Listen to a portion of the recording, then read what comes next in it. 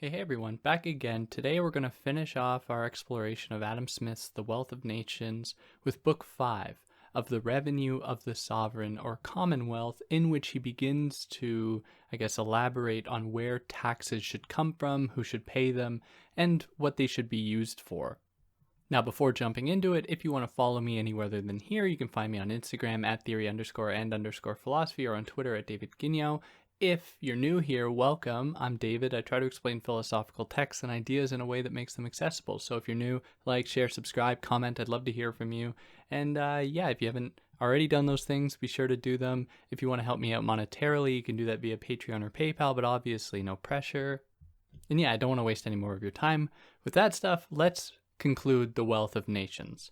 So this text this book of The Wealth of Nations, Book 5, explores the nature of taxes. And I want to be quite upfront about this in that Adam Smith is not in any way the most methodical writer around, in that he often goes on these long tangents, at which point it's often difficult to find out exactly what point it is he is trying to make, all the while being rather obscure about the point, the original point he's trying to make, of which the digression was meant to serve as a supplement or a point of clarification.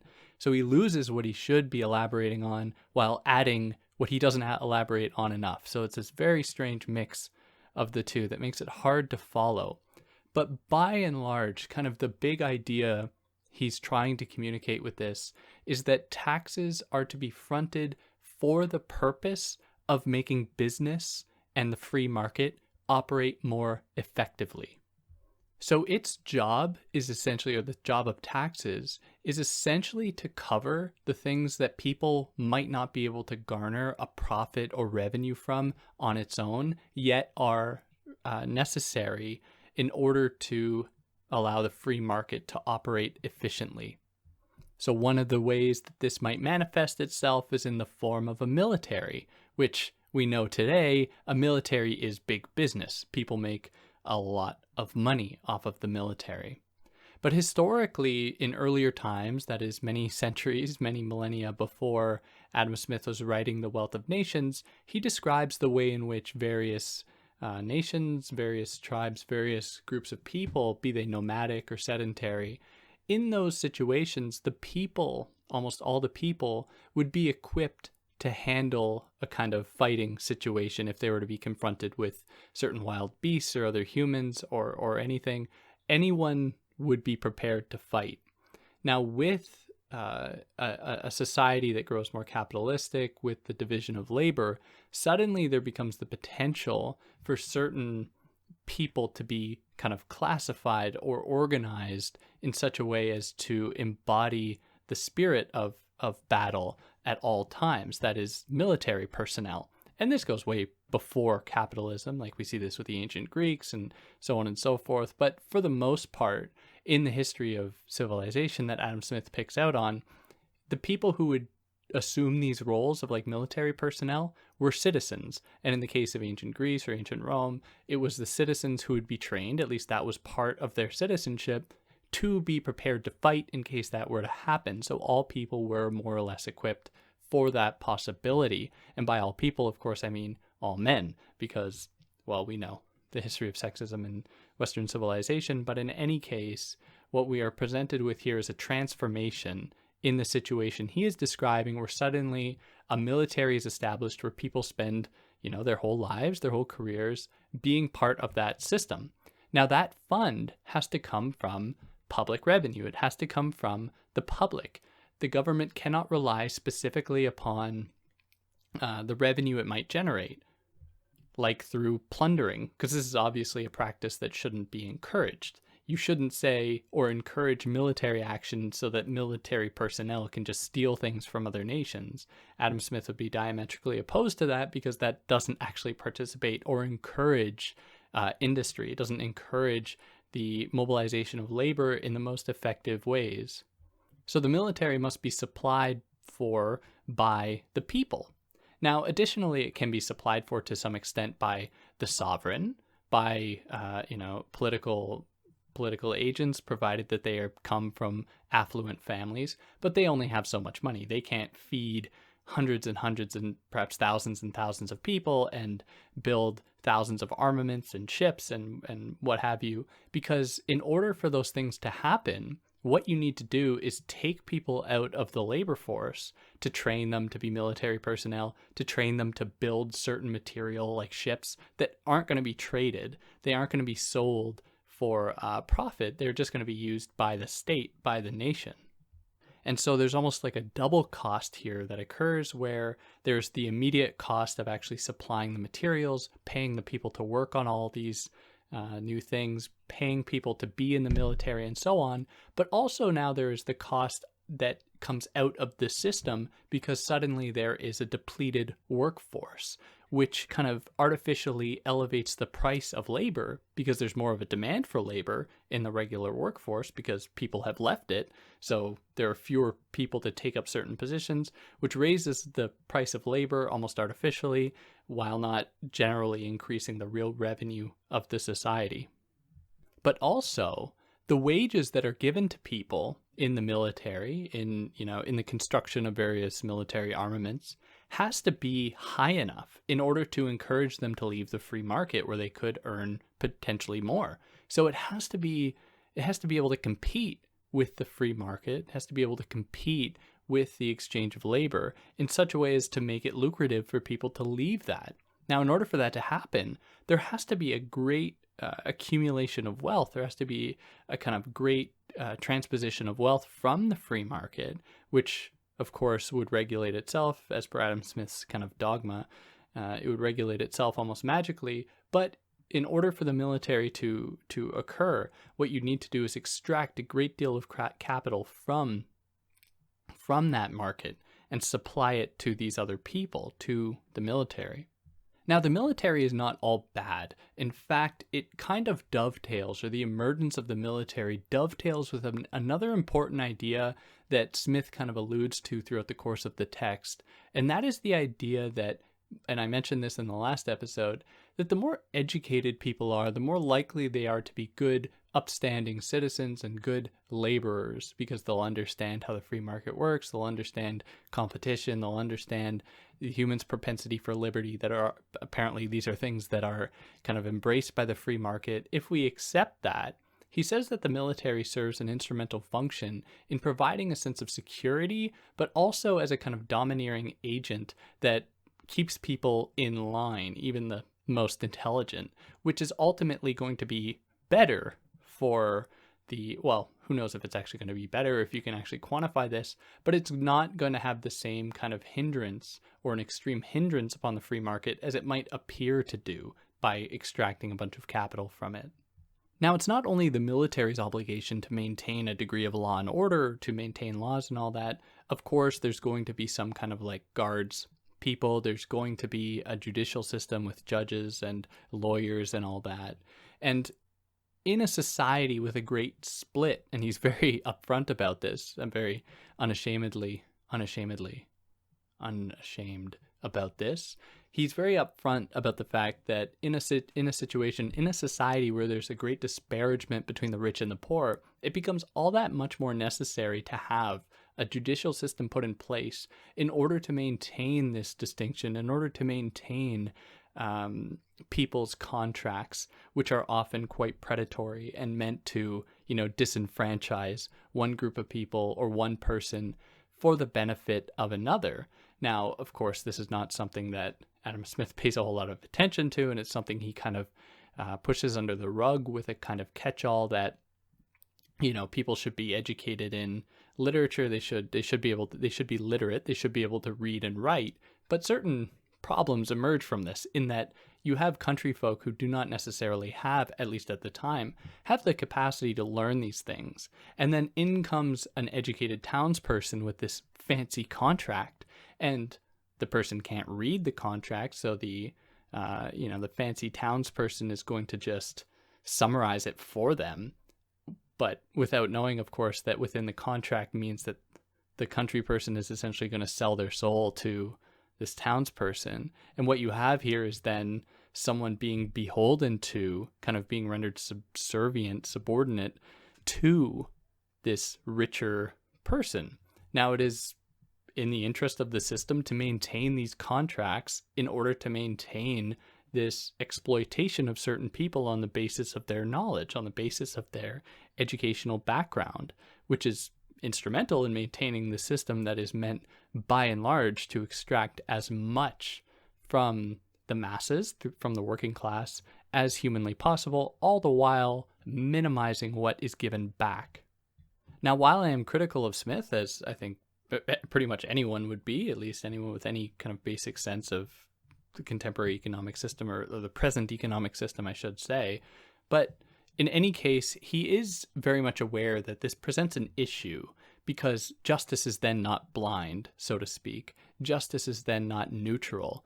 Clearly, justice is meant to benefit the rich as opposed to the poor. And this is something we very much see today. Those with more money are more likely to get off, to be found not guilty, or to receive a lighter sentence than someone without a good deal of money. Or in the case of like the United States or Canada, at least the two contexts I can kind of speak to, what often happens is, especially with black male youth, is that they'll be arrested for some kind of petty crime, and a lawyer will sit them down and say, just take a plea deal, don't take your chances in court because you'll risk taking an even bigger hit. So instead, just take this plea deal, even though probably the person could have gotten off if they had enough money to afford a lawyer that was actually going to represent them correctly. And so what we have is how that fuels the disproportionate presence of black people within the criminal justice system. At least that's one of the ways in which that comes to occur. So we see this ripple throughout the course of history from the time that Adam Smith is writing this up till today, where the judicial system is meant to uphold not a kind of neutral set of beliefs, but is instead meant to maintain certain interests. And these are interests that are very clearly aligned with certain racial prejudices, gendered prejudices, class prejudices, and so on. So he says, and he's talking about it in a much more explicit way, almost like in a conspiratorial way, where he says that so long as judges, and lawyers for that matter, are connected to political figures, there's going to be corruption, because political figures, being quite rich, are going to be able to influence the outcomes of various judicial processes. So far we have military institutions and judicial ones. Now, judicial ones I haven't really laid out yet what that has to do with taxes, but taxes are meant, by and large, to cover the costs of those institutions, those judicial institutions, because if it is purely handled by private interest, then we will see a skewing of justice in favor of those with the most money. So this is something that should come out of the public fund that is meant to represent the people and to best maintain a degree of law and order that is as equal as possible. Now, whether or not that is in fact possible is certainly something I would problematize a bit and question. But in any case, Adam Smith, to give him the benefit of the doubt, has his heart in the right place in recognizing that justice can very easily be seduced to favor one side or another. Now, besides the military and these judicial institutions, he considers as well what he calls in this text public works. So these are like public offices, for example, for commerce, like trade unions or whatever. And then as well, he has like public offices for education, like schools. So starting with public commercial works, like to trade unions or whatever example you might want to throw in there, he considers as well the possibility of roads, bridges, canals, things that by and large fall under the jurisdiction of the state to manage. Now, he doesn't give us a very clear answer in how something like a road or a canal or a bridge should be maintained, because he oscillates between two possibilities. So the first possibility is that the government handles everything in terms of possible transportation, like with roads and bridges and stuff, making sure that they're in proper working order. And he says that that is going to run into some issues because people in political office don't necessarily know what the market needs. So there might be some roads, some bridges, some canals, whatever, that get neglected because they don't know that there's the potential for new lucrative business through this one place versus others. And what will happen instead is a benefiting of those public offices over those of the market, where, let's say, near the state capital where all the politicians are, there will be a massive improvement in not agriculture, in architecture, in the maintenance of roads and buildings and whatnot, even though that doesn't actually benefit the market, but just because the people who are controlling the money happen to be in proximity to that, which is, of course, an issue. Now, he presents an alternative in which roads and canals and bridges and stuff are privately owned and paid for by like a toll. So it is then in the interest of the person that, or the people that have ownership over the road, to maintain its integrity, or else people won't use it. Now, this runs into various issues as well, because often there isn't more than one route to take. So in some mountainous regions, for example, or some heavily wooded regions, or, whatever, there's only really one way oftentimes to travel. There's not many different routes going from or coming to a city.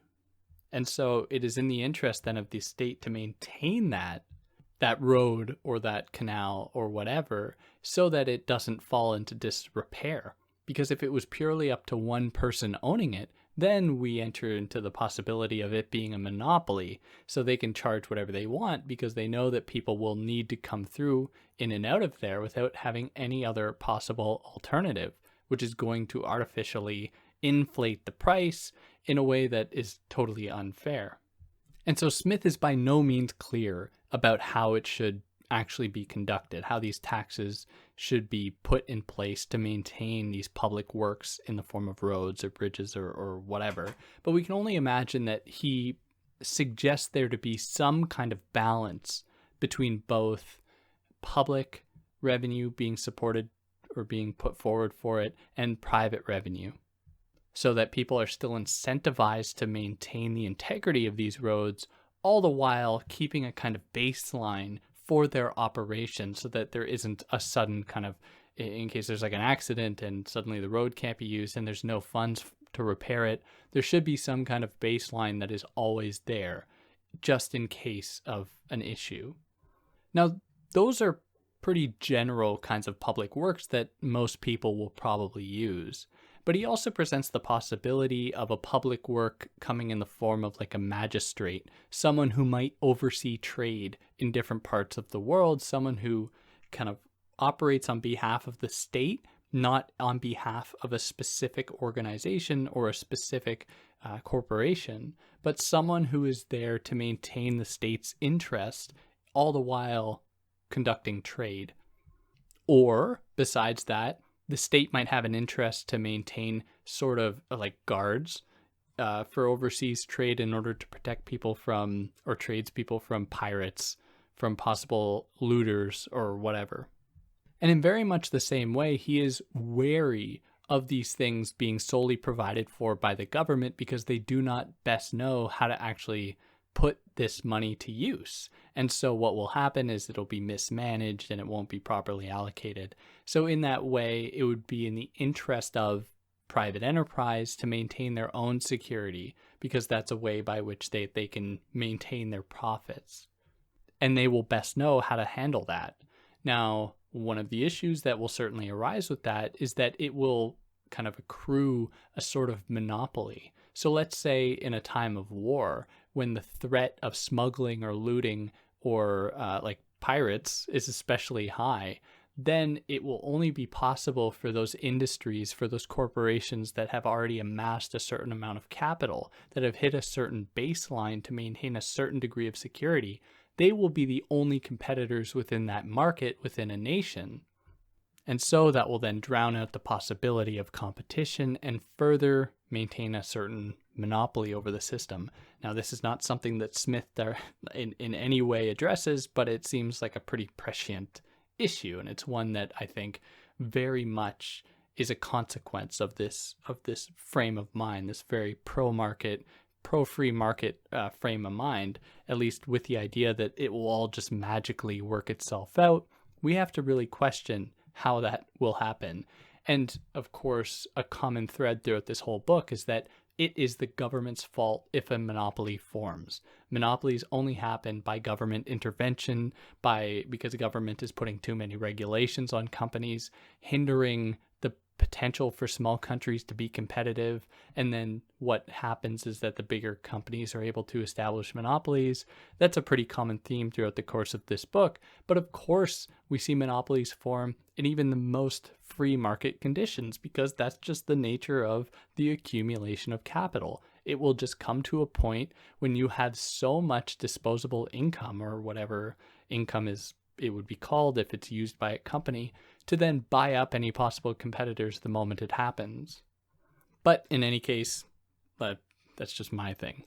Then he goes on a particularly long tangent thinking about the nature of trade, which doesn't seem to have anything to do with taxes. And I was incredibly confused when I was reading this, because I'd gone and read some other articles, because I was just so confused as to why he was going on this big tangent about joint stock companies, which might be better considered today as corporate stock companies, or just basically stock companies that deal with the trading.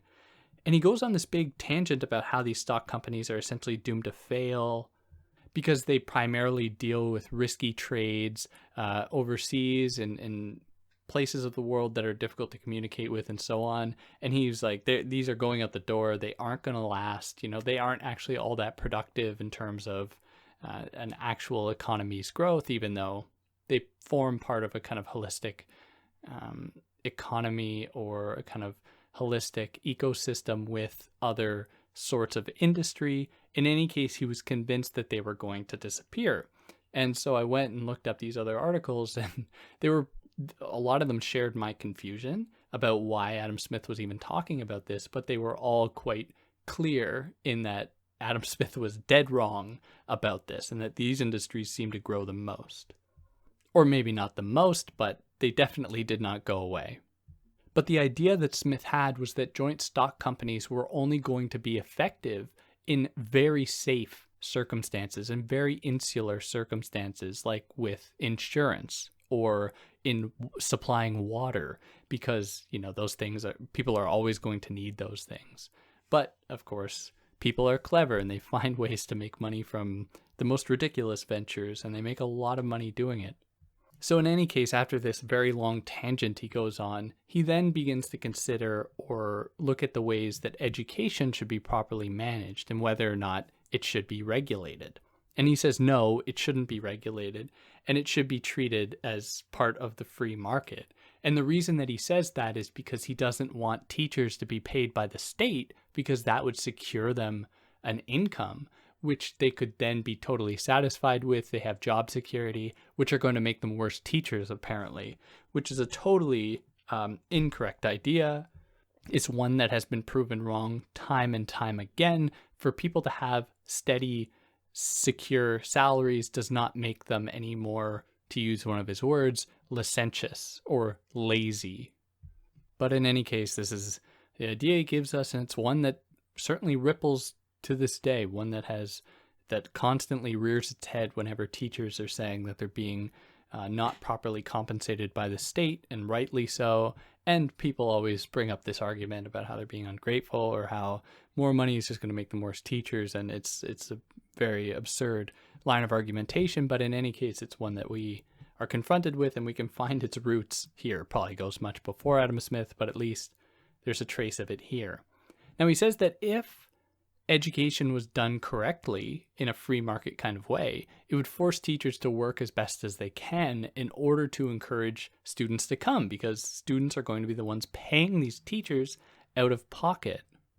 And so he provides the kind of arbitrary age of 13 to be the point at which students no longer have to go to school, where if teachers were doing a good job, students would want to stay in school themselves, but they shouldn't be forced to, because then that stops them from just earning money as laborers or what have you. Now you might say, oh, well, 13. So he does suggest that to some extent there should be mandatory schooling. And he does. He thinks that it is important for the people to have a basic kind of base understanding of some things in the world.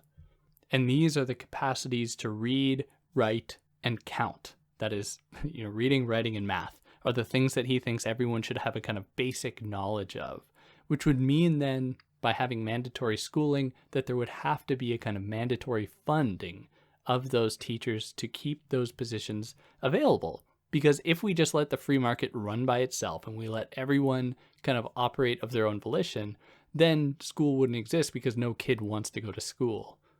So there must be the imposition of schooling upon students of a certain age up till a certain age. Now, he adds to this that it would be nice, at least in the course of one's time at school, if they would learn various things like logic, ontology, pneumatology, moral philosophy, physics. That would all be great. But, he doesn't say like it's absolutely mandatory given, the difficulty of those topics and the many years of study it takes to actually learn them. So he concedes, given the fact that there should be some mandatory schooling, that therefore there should be some mandatory payment of the teachers. There should be some kind of government fund or public fund that is given to teachers, but it should only make up a certain portion of what the teacher makes, and the rest of it should come from students or from the parents of students who can pay the teacher as a way to, say, I agree that you're doing a good job. I'm going to keep sending my child to you for doing a good job. But this only feeds into the illusion that people are always looking out after their best interest, because by and large, people don't know what they necessarily want. And it seems totally strange that Adam Smith is like, yeah, they'll just go for the cheapest price with the best product. Well, how do people actually assess that? How do people actually say like, oh yeah, this is a good teacher? Because a teacher might be really great, and by virtue of them being really great, have a whole lot of knowledge about something and are prepared to completely shut down any incorrect student. Then the student goes home and the parents are like, oh, this teacher sucks, they're failing you. And in which case they might say, screw this, I'm pulling my kid out of this school and finding a better one. And then they could pay more to get a worse teacher who gives the kid good grades. And then, it's a vicious cycle. There's no proper way to do this, but Adam Smith has this endless faith in people to know exactly what they need at any time. He doesn't at all consider the possibility of coercion, of psychological manipulation. Not that those were necessarily things he would have been aware of at the time, but today, especially with advertising that plays into certain, dare I say, primordial instincts in a way that manipulates people so that they don't necessarily have a choice in what they buy in the market as being for what is best for them, but rather what is best for the corporation that has access to new knowledge about how best to manipulate people. So a high education or an educated population is ultimately going to work in the interest of the market, because if you have an educated population that knows what they're doing beyond just the kind of menial tasks they do in the division of labor, like the person who just makes shoelaces or whatever, then that is going to encourage more people to participate in ingenuity. So you're going to have more people that are prepared to say, I could probably do this better by, doing this thing or adding this component to a machine. It'll make it more efficient and it'll make it so that I don't have to work as hard. And so if you have that, what you have is both the alleviation of burden upon the educated or the more educated person, but also a benefit to the market itself because it has grown more efficient. Whereas if you had people without any kind of basic knowledge about reading or writing, arithmetic, anything like that, then you're going to reduce the propensity of those people to look upon their situation and say, how can I make this better? How can I make the situation I'm in better?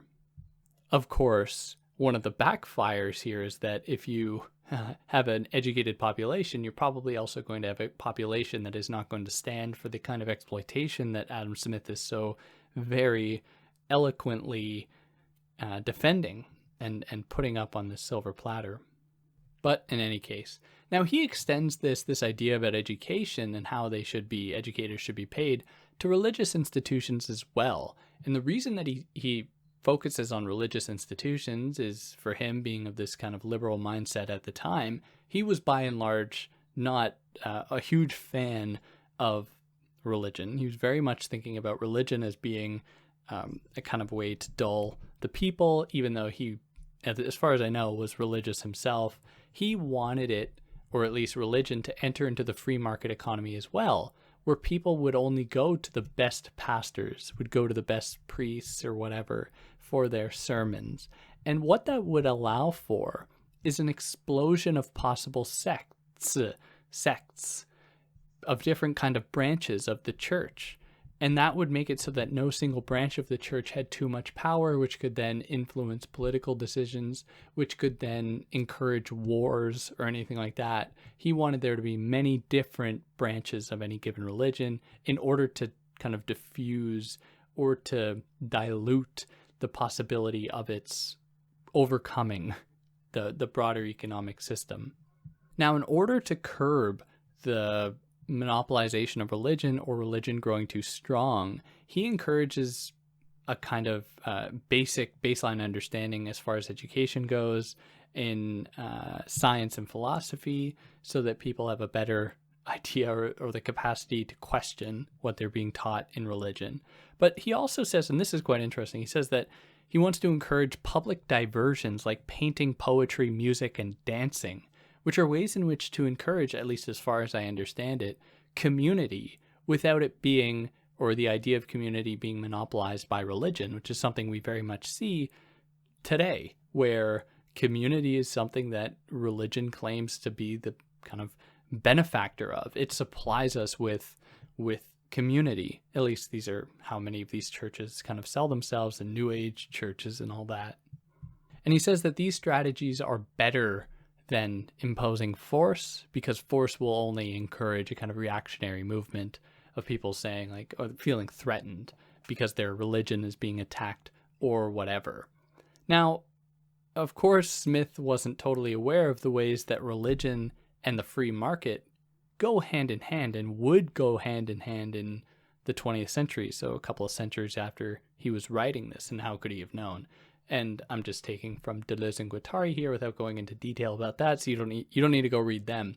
But they make it very clear that religion serves a kind of instrumental function in grounding a system that has grown more and more, to use their language, deterritorialized. It has kind of uprooted everything with this free market ideology, if I can use that word, kind of free market ideology, yet it needs to have some kind of roots somewhere.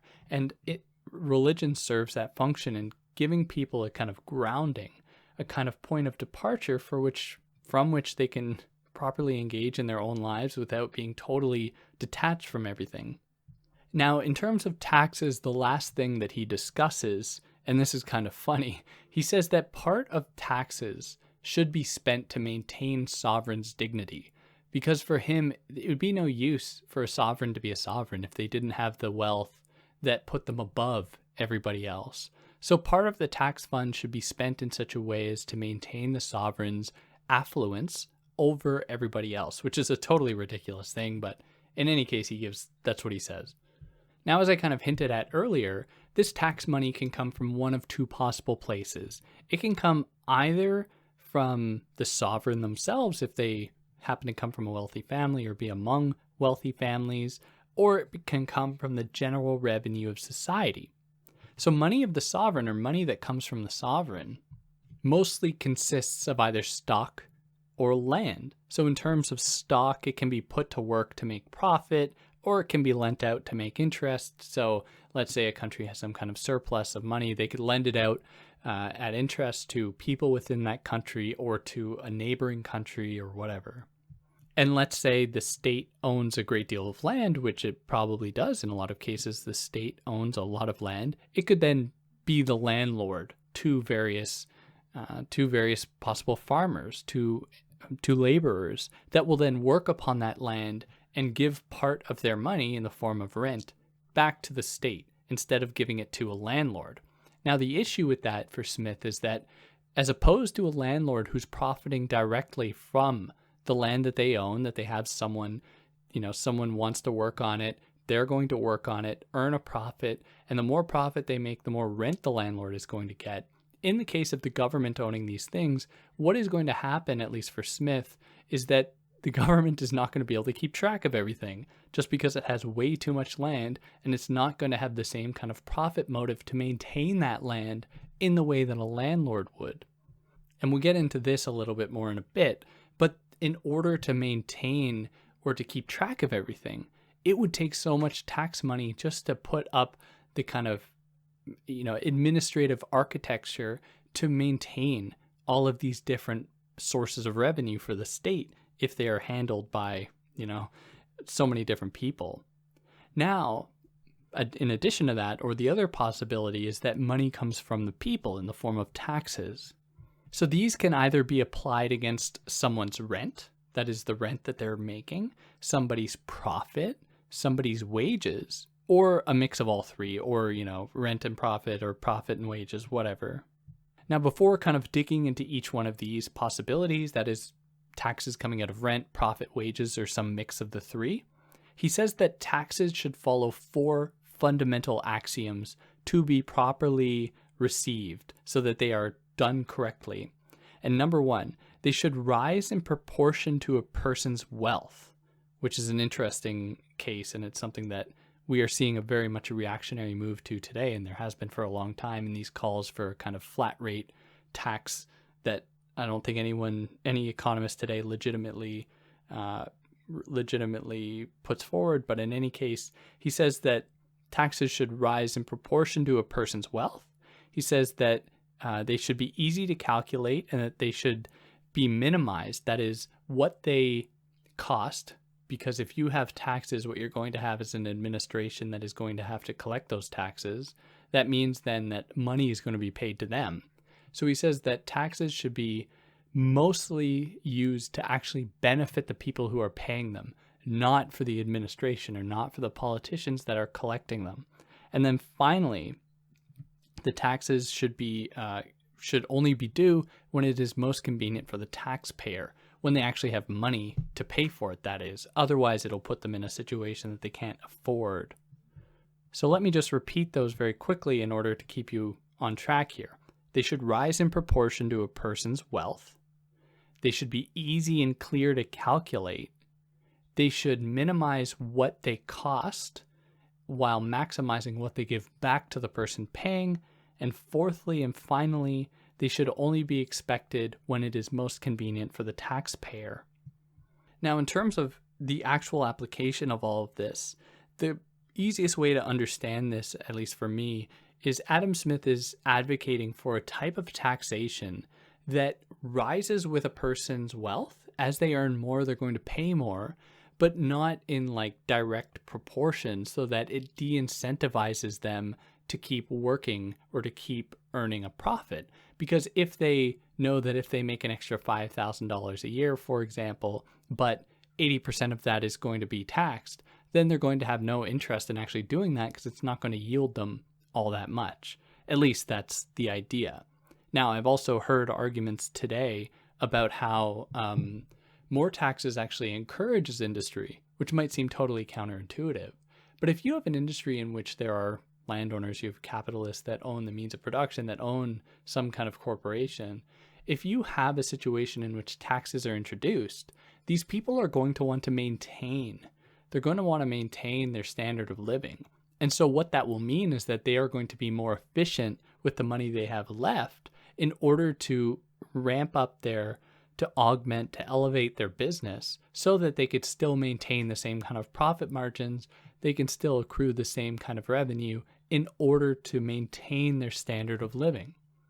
But of course, because we live in the free market where people can do whatever they want, they just put their company overseas in a place where they can get a tax break, and then they don't have to pay taxes at all.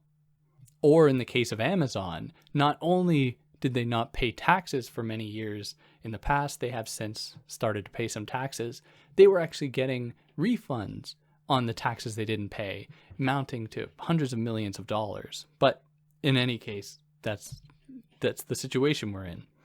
Now, additionally, the problem with a flat tax rate for even Smith is that it's going to disproportionately make it more difficult for new competitors to enter into the economy. So, for example, let's say there's a 25% tax rate. To the person making $200,000 a year, they lose $50,000 to taxes. They're left with $150,000 left over. To the person making $40,000 a year, now I don't know if I'm going to be able to do this math, they're going to lose $10,000, leaving them with $30,000 at the end of the day. Now, the difference between $30,000 and $40,000 for someone to enter into a competitive business is a huge difference compared to $150,000 and $200,000. That is because 75% is not the same between someone making 40 grand and someone making 200 grand. And so that person who makes less is going to be $10,000 less competitive against someone who's making way more money. And that $10,000 can go a long way. It could be the difference between buying a state-of-the-art new machine that's going to increase their profit margins, is going to make them more competitive. And so what we see here with a flat tax rate, and this is what Adam Smith is writing against, is a disproportionate kind of attack upon new competitors, upon those making less money, which isn't fair. So one of the ways that he proposes that this is assessed, that is how you actually determine how much someone should be taxed in terms of their wealth, is by putting forward rent or land or house taxes. Because a house, the size of someone's house, is a pretty good indication of their wealth, and this is at the time that he was writing this. But that would then be a good way to determine how much money somebody has, how wealthy someone is, and therefore how much they should be taxed. But again, he says that this shouldn't be increased in direct proportion to someone's wealth, because then it will de-incentivize them to keep encouraging their own industry. So then he considers the possibility of taxes from profit and stock. And the difficulty of this, though, is that it's difficult to assess how much wealth someone necessarily has in terms of their profit and stock, because they might be making a lot of profit, but how much of that has to be paid back to wages, to stock, to the basic upkeep of various machines and so on. And at the end of the day, they might not be left with that much money because they're employing a lot of people or whatever. They don't actually earn that much at the end of the day. Additionally, if you were to just measure someone's wealth and then how much they should be taxed upon their profits, it's very easy to get lost in the kind of totality of possible transactions. So someone might be making their money by trading with a neighboring country, in which case it's difficult to assess how much they might have made. Maybe they kept some of that money there. It's very easy to conceal, to hide how much money they necessarily have. They could be trading in the form of kind of bartering, trading deals, trading land that is difficult to assess. And so it's for this reason that he prefers something like a land tax or a house tax, because you can't move those things, and they are a direct representation of someone's wealth in a place. You can't move your land, and so it is a good indicator of how much of that person's wealth, because of how much land they have, should go to the country in which that land sits or belongs. Not to mention, he then considers the possibility of taxing trade. So if there's certain products imported, when you tax trade, he says that, or he fears that ultimately that is going to result in more of a cost for the consumer, because the person making the trade is going to want to offset the cost of the tax. So they're going to raise the price of the product in the market so as to be better in order to maintain their profit margin, which is just going to affect the consumer in the end. And then he considers the possibility of taxes on wages.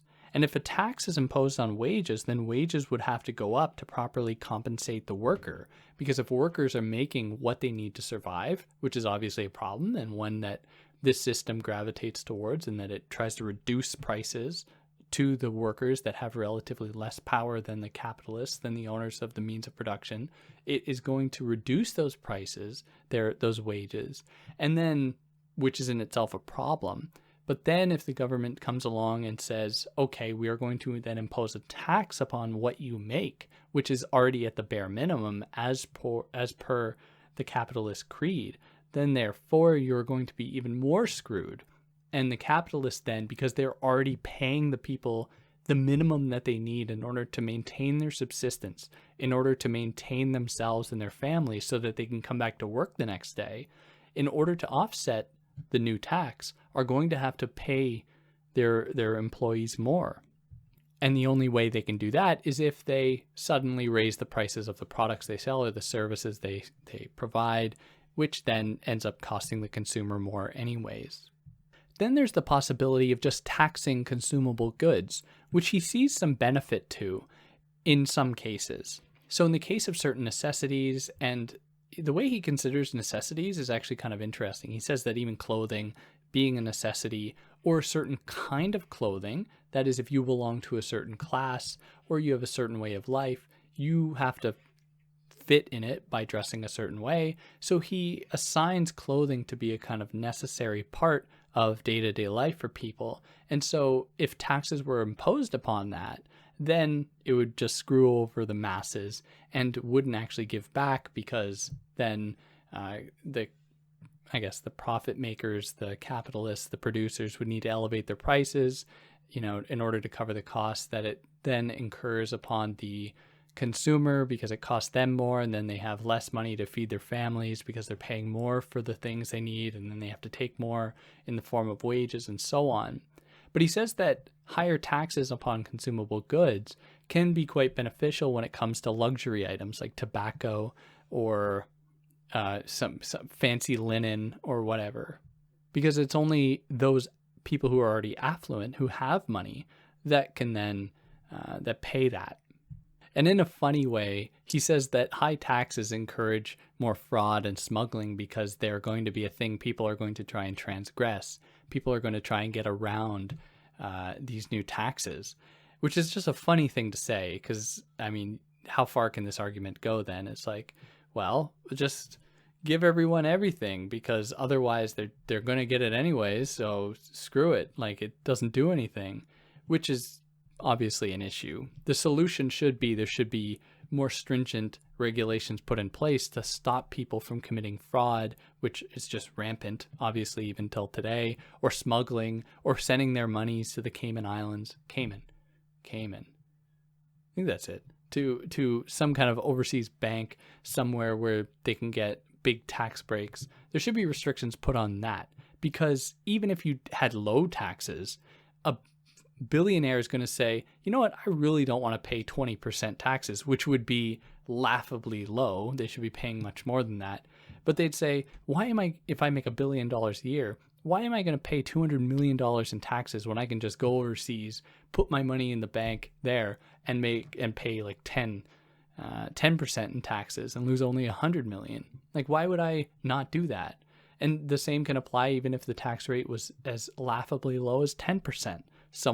Greed will obviously dictate that they're going to just go overseas and just dump their money in a bank, take it out of the economy from which it was earned, which was just going to make it more difficult for everyone else, at least as per the whole trickle down idea. And so the cycle will continue. So it's just kind of cute that Smith thinks that higher taxes is going to encourage more fraud. But anyways. So the other big consequences of taxes upon consumable goods is that it's going to cost a lot for administration. That is actually calculating what taxes should be, how to properly collect them. It takes a whole enterprise just to do that alone. It's going to discourage consumption, because people are going to have to pay more, and they're going to say, oh, well, maybe I don't need that thing, which is going to discourage production, which is going to bring down industry altogether. Another negative consequence is that it's going to encourage, as I've already said, smuggling and fraud.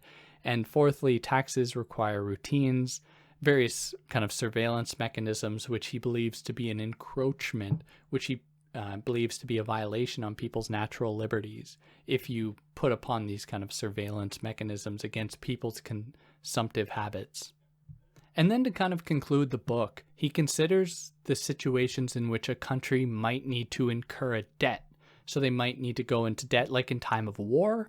They might need to borrow money, and they might borrow from a neighboring country, but they might also borrow from rich people within their country, like manufacturers or merchants who have a lot of money, who can then give a big sum of money to the state immediately so that they can cover the costs of like a war.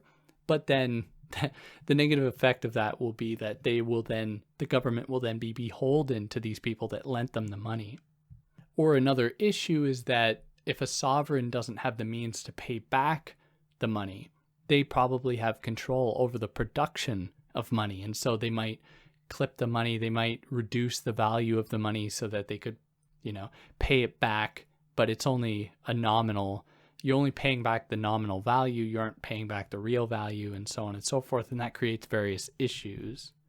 So to conclude the book then, and it kind of ends abruptly, he says that taxes need to be properly calculated in order to encourage more industry, and so that the money taxed actually goes for the benefit of the people and their participation within industry. Now, of course, he's not considering things like healthcare. He's not considering things in all that much detail like schooling or education, especially today when we have such specialized fields of knowledge that were just not the case at the time. And so, there are so many issues with this.